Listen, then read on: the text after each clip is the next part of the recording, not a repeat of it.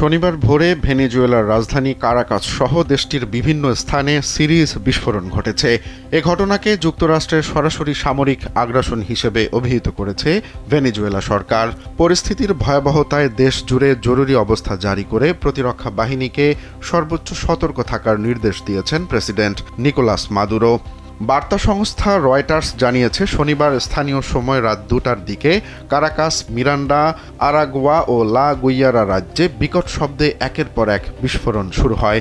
প্রত্যক্ষদর্শীরা আকাশে কালো ধোঁয়া ও যুদ্ধ বিমানের উপস্থিতি দেখতে পাওয়ার কথা জানিয়েছেন। স্যান্ডেলিনা সো, রূপচর্চায় আভিজাত্য। বিশেষ করে একটি গুরুত্বপূর্ণ সামরিক ঘাঁটির ফোর্থ তিউনার কাছে ভয়াবহ বিস্ফোরণের পর দক্ষিণ কারাকাসের বিশাল এলাকা বিদ্যুৎ বিচ্ছিন্ন হয়ে পড়ে। ভেনেজুয়েলা সরকারের এক বিবৃতিতে দাবি করা হয়েছে, দেশটির তেল ও খনিজ সম্পদ দখলের উদ্দেশ্যেই ওয়াশিংটন এই হামলা চালিয়েছে। তবে মার্কিন হোয়াইট হাউস এ বিষয়ে এখনো পর্যন্ত কোনো মন্তব্য করতে রাজি হয়নি। গত কয়েক মাস ধরেই ভেনেজুয়েলার উপর সামরিক ও রাজনৈতিক চাপ বাড়াচ্ছিলেন মার্কিন প্রেসিডেন্ট ডোনাল্ড ট্রাম্প। কয়েকদিন আগেই তিনি মাদুরোকে স্মার্টলি ক্ষমতা ছাড়ার পরামর্শ দিয়েছিলেন। তবে রয়টার্সের আরেক প্রতিবেদনে নাম প্রকাশ না করার শর্তে এক দায়িত্বশীল কর্মকর্তা ভেনেজুয়েলায় মার্কিন হামলার বিষয়টি নিশ্চিত করেছেন।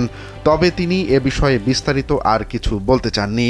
এ হামলার ফলে লাতিন আমেরিকায় বড় ধরনের যুদ্ধের আশঙ্কা দেখা দিয়েছে, যার প্রভাব পড়তে পারে বিশ্ব তেলের বাজারেও।